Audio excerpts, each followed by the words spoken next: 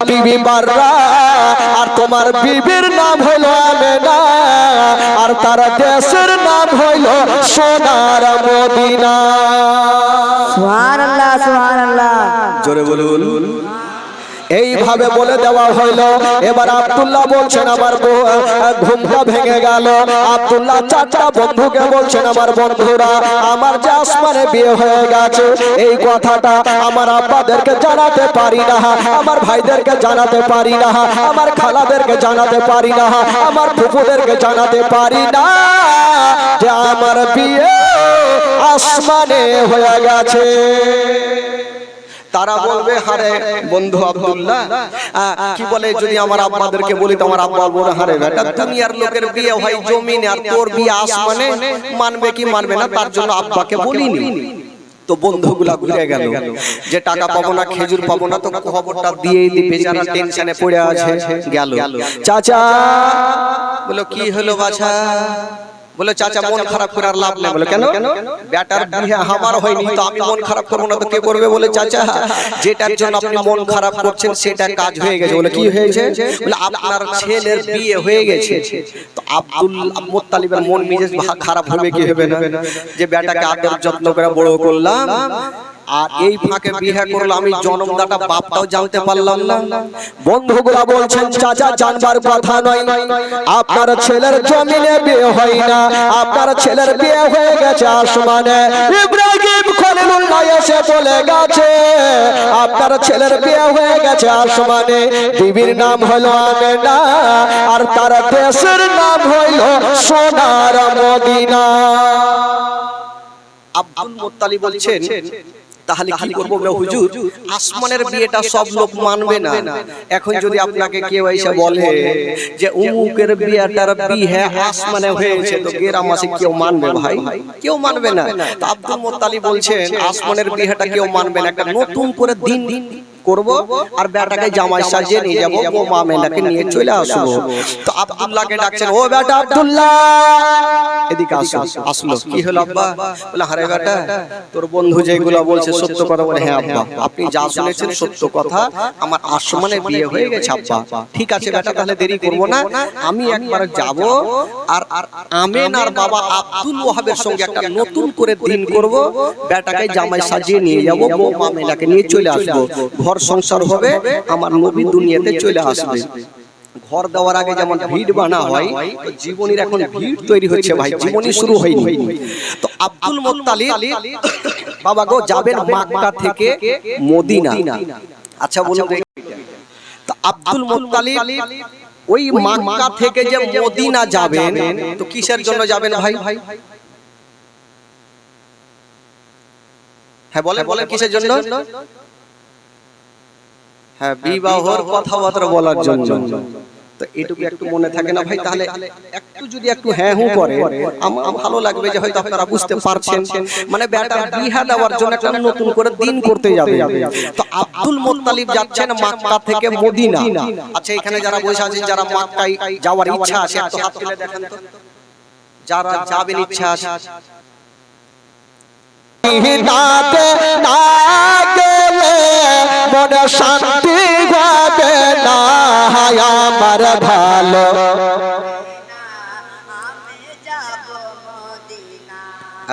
ভাবছি বান্না তোলাতে জীবনী হয় না লাগছে। আমি তো ভাবলাম যে আপনারা কহিবেন না যে একে কহিছেন, ঝগড়া টগড়া করেনি বাড়ি পাঠাইলে। আরো জোরে বলুন, আমার ভালো লাগে না, আমি যাব মদিনা, মদিনাতে না গেলে মনে শান্তি হবে না, আমার ভালো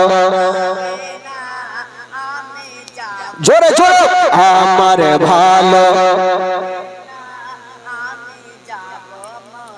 মনে আছে যে আশা, নবী গো হবে তোমার সঙ্গে দেখা, মনে আছে যে আশা, নবী গো হবে তোমার সঙ্গে দেখা, ওগো পাখির মতো থাকা তো দাদা, পাখির মতো থাকা তো দাদা, উড়ে যাব মদিনা, আমার ভালো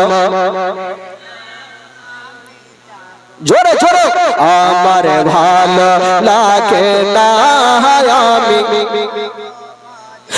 মদিনাতে না গেলে মন শান্তি হবে না আমার ভালো পাঁচ ওয়াক্ত নামাজ যারা করিবেন আদায় পাঁচ ওয়াক্ত নামাজ যারা করিবেন আদায় ওগো নামাজ না পড়িলে পারে নামাজ না পড়িলে পারে নেকি মিলবে না আমার ভালো মুখস্থ করলে সামনে বছর আসতে জানা না হয় আপনারা উঠে যেন জীবনী করতে পারে আব্দুল মুত্তালিব যাচ্ছেন মক্কা থেকে মদিনা যুবক বন্ধুরা 326 কিলোমিটারকে পাড়ি দিয়া আব্দুল মুত্তালিব বাবা পৌঁছে গেল মদিনায় আর যেমন মদিনায় যাওয়া ওই আমেনার বাবা আব্দুল ওয়াহাবের বাড়ি কোনটা চিনবে কি করে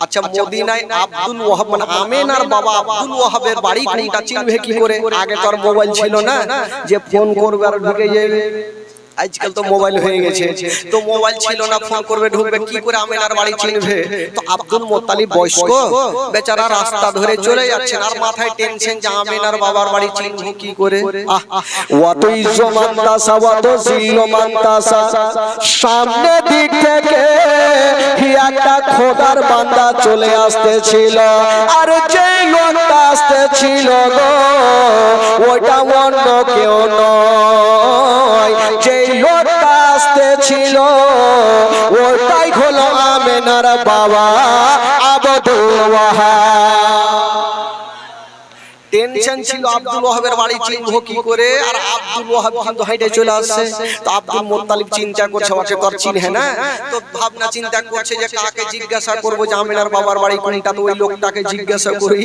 ডাকছেন ও ভাইয়া এদিকে আসলো আচ্ছা বলুন তো এই মদিনা শরীফে আব্দুল ওয়াহাব বলে নাম তার বাড়ি কোনটা আব্দুল ওয়াহাব বড় বড় চোখ করে দেখছে মানে ওয়ারি নাম তো আব্দুল ওয়াহাব ভাইছা ওকে জিজ্ঞাসা করেছে বলে আব্দুল ওয়াহাবের বাড়ি কোনটা ও কত বড় বড় চোখ করে দেখছে ইয়াকে চিনহিনে জানে না আমার নাম কেন জিজ্ঞাসা করছে দেখি মনের কথা আগে বলবো না আগে ওয়ার মনের কথা লি আচ্ছা বলুন তো আব্দুল ওয়াহাবের সঙ্গে আপনার কিসের দরকার তখন বলছেন ওনার একটা বেটি আছে যার নাম হলো আমেনা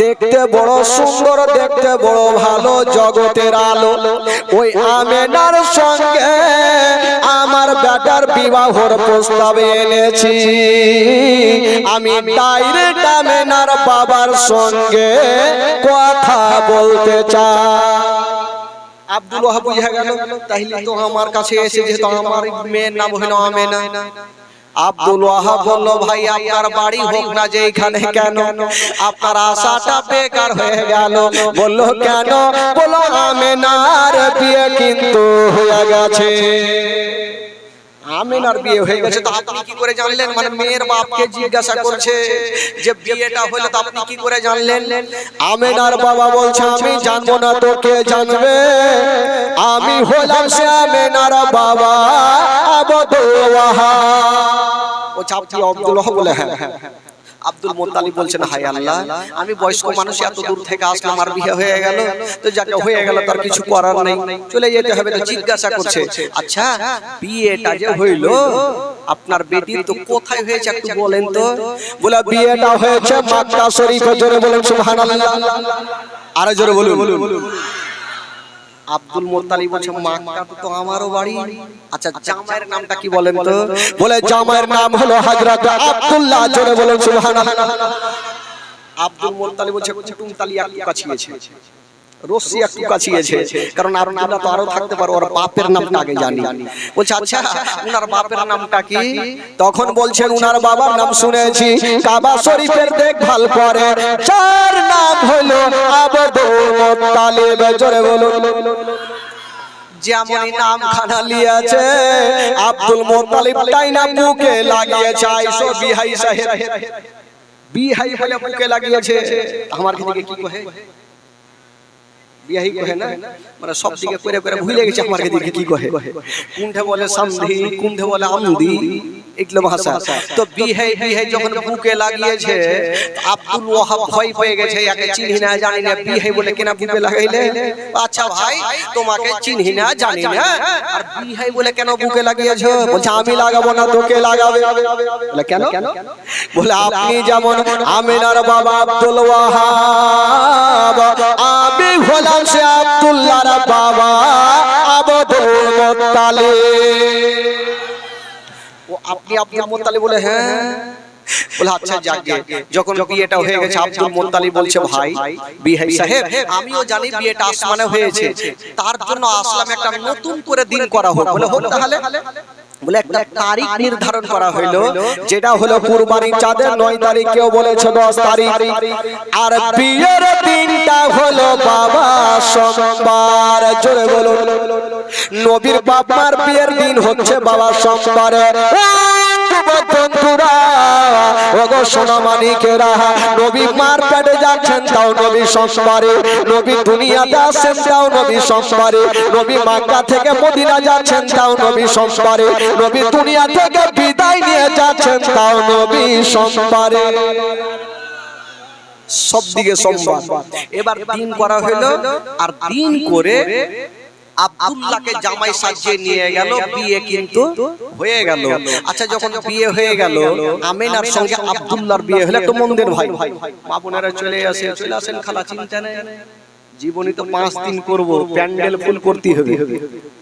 হ্যাঁ আচ্ছা বিয়ে যখন হয়ে গেল, আজকাল যখন বিয়ে হয় তখন দেখবেন যে বরযাত্রী আসে, আর বউকে, নতুন বউকে মারুতি হোক কিংবা বাস হোক, কেউ ট্রেন পর্যন্ত ভাড়া করলেন। আগে তো সেগুলো ছিল না, আগে কি ছিল, পালকিতে করে নিয়ে যাওয়া হতো। পালকি বুঝলেন তো? পালকি কি বলে? কোনটাকে পালকি বলে? মানে বয়স্ক চাচারা বুঝবে, যুবকেরা হয়তো না বুঝতে পারে, কিন্তু এরা টিভি দেখে দেখে সব বুঝে গেছে। এই যে 4 জন ধরে ঘাড়ে করে নিয়ে যাওয়া হয়, তো আমেনাকে সেই রকম পালকিতে করে নিয়ে যাবে। তো পালকিতে কে নিয়ে যাবে? যারা বিয়ে করতে এসে তারাই তো নিয়ে যাবে। যেমনই 4 জন ব্যক্তি হাত দিতে যাবে, আমিনার বাবা বলছেন আমার বিহাই আব্দুল মুত্তালিব, আমার আমিনার পালকিতে কেটা হাত দিবে? বলে আমি যাকে খুশি তাকে দিয়ে নিয়ে যাব। আমিনার বাবা বলছে ওইটা কথা নয়, আমার আমিনার পালকিতে যে ব্যক্তি যেন হাত না দেয়, আমার আমিনার পালকি ওই ব্যক্তি নিয়ে যাবে যারা পা থেকে মাথা পর্যন্ত কোনো গুনাহ না থাকে। যার গুনাহ নাই, আমার বেটির পালকি ওই নিয়ে যাবে। তো এখন কোন লোক আছে ভাই যে ওর গুনাহ নাই? আছে, পৃথিবীতে আছে, সবারই পাপ আছে। আব্দুল মুত্তালিব দোয়া করেছেন, আল্লাহ মনে হয় আমার ছোট বৌমাকে বছর নিয়ে যেতে পারবো না, আল্লাহ তুমি একটা সুরাহা করে দাও, আমার বৌমা আমিনাকে যেন আমি আজকে মক্কা নিয়ে যেতে পারি। আব্দুল মুত্তালিবের দোয়া কবুল হলো। তবে বিয়ে পড়াবার আগে আল্লাহর একজন ফেরেশতা যার নাম হলো জিবরাইল, উনি বলছেন আল্লাহ ওই ব্যক্তিকে গোসল দেওয়া হচ্ছে, ওটাকে বলে ওটা আমার নবীর আব্বা আব্দুল্লাহ, আজকে গোসল কেন, আজকে বিয়ে হবে আমিনার সঙ্গে। তখন আল্লাহর ফেরেশতা জিবরাইল কি বলছেন, এই ঘটনা আপনারা জীবনেও শুনেননি ভাই, শুনেলেন আজকে। আল্লাহর ফেরেশতা জিবরাইল বলছেন আল্লাহ গো আমি কোনোদিন কোনো কথা বলি নাই, আল্লাহ আজকে একটা কথা বলবো গো আল্লাহ। বললো কি কথা? বলছেন আল্লাহ আপনি কাউকে বলেছেন কালিমুল্লাহ, কাউকে বলেছেন ইব্রাহিম খলিলুল্লাহ, আর আপনার শ্রেষ্ঠ নবীকে বলেছেন আনতা হাবিবুল্লাহ। ইয়া আল্লাহ আজকে আপনার শ্রেষ্ঠ নবীর বাবার বিয়ে হবে, আর ওই বিয়ের বরযাত্রী যাবে জিবরাইল। আল্লাহর ফেরেশতা জিবরাইল বলছে আমি যাব বরযাত্রী। আচ্ছা বলুন তো ফেরেশতাদের দেখা যায়? জোরে বলুন, দেখা যায়? ডান ঘাড়ে আছে ফেরেশতা, বাম ঘাড়ে আছে ফেরেশতা, হাত দিলে ধরা যায় না, হাত দিলে ওজন বোঝা যায় না। ও জিবরাইল জিবরাইল বলো তুমি কেমন ভাবে যাবে বলো। জিবরাইল সেকেন্ডে জবাব দিয়েছিলেন, আল্লাহ গো আমি কেমন ভাবে যাব তাই আপনি বলছেন। আমি যেমন ঈসা পয়গম্বরের আম্মা জান বিবি মারিয়ামের কাছে মানুষের রূপ ধারণ করে গেছিলাম আল্লাহ, আজকে শ্রেষ্ঠ নবীর বাপ মার বিয়েতে আমি মানুষের রূপ ধারণ করে যাব গো আল্লাহ। কথার জবাব কথাই দিল, আমার আল্লাহ রাজি হয়ে গেল। যাও যখন তুমি বরযাত্রী যেতে চাইছো যাও তাহলে। জিবরাইল যখন ছুটি পেয়ে গেল, মিকাইল ফেরেশতা বলছেন আল্লাহ আমারও ছুটি হলো, আমিও খুশি হতাম, আমিও যাব। বলে যা তোরও ছুটি থাকলো। ইসরাফিল ফেরেশতা বলছেন আল্লাহ আমিও যাব। বলে যা তোরও ছুটি থাকলো। ইসরাইল আলাইহিস সালাম বলছেন আল্লাহ আমিও যাব। বলে যা তোরও ছুটি থাকলো। বন্ধুরা আল্লাহ পাকের চারজন মুকরর ফেরেশতা, একটা হলো জিবরাইল, একটা হলো মিকাইল, একটা হলো ইসরাফিল, আর একটা হলো ইসরাইল আলাইহিস সালাম। চারজন যাওয়ার জন্য রেডি হচ্ছেন। তো ফেরেশতারা যখন ছুটি পেয়ে গেল, হুর গিলেমান নাম শুনেছেন। গিলেমানরা হলো পুরুষ জাতি আর হুরিরা হলো নারী জাতি। হুরিরা বলছেন আল্লাহ ফেরেশতারা যখন ছুটি পেল আমরা কি পাবো না? বলল তোরা কি করবি? বলছেন আল্লাহ গো ফেরেশতারা যখন যাবে বরযাত্রী আমরা যাব নবীর বাপ মার বিয়েতে দুলি বিবি। জোরে বলে বলে দুলি বিবি তো কহে নাকি? আজকাল যদি কোনো শাশুড়ি নিজের বৌমাকে বলতে বহু রে তোর দেওরের বিয়ে তোকে দুলি বিবি যাইতে হবে না, তো ওই বহু দাঁড়ো গান সাপের মতন শাশুড়িকে দেখবে তোকে খাইয়েই দেওরের বিয়ে সব করে লেগেছে, বরযাত্রী যাবো না, দুলি বিবি যাবো না। তো দুলি বিবি আমার আল্লাহ বলছেন এই হুরিরা এটা কেমন কথা বলছো? আমার জান্নাতে যা খাবি তোরা খানা সব আছে। হুরিরা বলছেন আল্লাহ আমরা খাবো না নেব না। বলে তোরা তাহলে কেন যাবি? ওইখানে ও টানা টানি এখানে ও টানা টানি, তোরা যা খাবি এখানে খা। হুরিরা বলছেন আল্লাহ আমরা খাবো না নেব না, আমরা যাব জান্নাত থেকে কিছু ফুলগুলা নিয়ে যাব আর ওই আমেনার পালকির উপরে ছিটিয়ে দিব। আমার আল্লাহ বলছেন না তোর আগে যেতে হবে না, আমার জান্নাতে যা খাবি তোরা খা। আপেল আছে, কলা আছে, কাজু আছে, কিশমিশ আছে, মাছের কলেজা ভাজি আছে, যা খাবি খা। হুরিরা দেখছেন আল্লাহকে জবাব না দিলে আল্লাহ ছাড়বে না। বলছেন আল্লাহ আপনার আটখানা জান্নাতে সব আছে কিন্তু একটা জিনিস খুঁজে পাওয়া যাবে না। আমার আল্লাহ বলছেন আমার জান্নাতে নাই তো কি নাই, কিসের কমতি আছে? হুরিরা দেখছেন আল্লাহকে উচিত জবাব দিব তাহলে ছাড়বে। কি দিবেন? হুরিরা বলছেন আল্লাহ গো আপনার আটখানা জান্নাতে আপেল আছে, কলা আছে, কাজু আছে, কিশমিশ আছে, মাছের কলেজা ভাজি আছে, সব কিছু আছে কিন্তু একটা জিনিস খুঁজে পাওয়া যাবে না। বললো কি? বলছেন আল্লাহ ওই জান্নাতে সব আছে কিন্তু ওই বিবি আমেনার পায়ের ধুলা জান্নাতে নাই। আমার আল্লাহ বলছেন ঠিকই তো কথা, আমেনা জান্নাতে আসলো কবে যে পায়ের ধুলা হবে? হুরিরা বলছেন আল্লাহ আমরা যাব আর আমেনার পায়ের ধুলা গুলা নেব আর আমরা চোখের সুরমা বানিয়ে নিব। তো নবীর বাপ্পার অবস্থা যদি এরকম হয় আমার নবীর অবস্থা কি হবে? তো বাবা গো এবার ফেরেশতারা আমার আল্লাহ বলছেন যাও, যখন তোমরা বলছো তোমরাও দুলি বিবি যাও। ছুটি পেয়ে গেল, তো চারজন ফেরেশতা যাওয়ার জন্য রেডি হচ্ছেন। তো আমাদের জান কবুজ করনেওয়ালা সে ফেরেশতার নাম কি গো? হ্যাঁ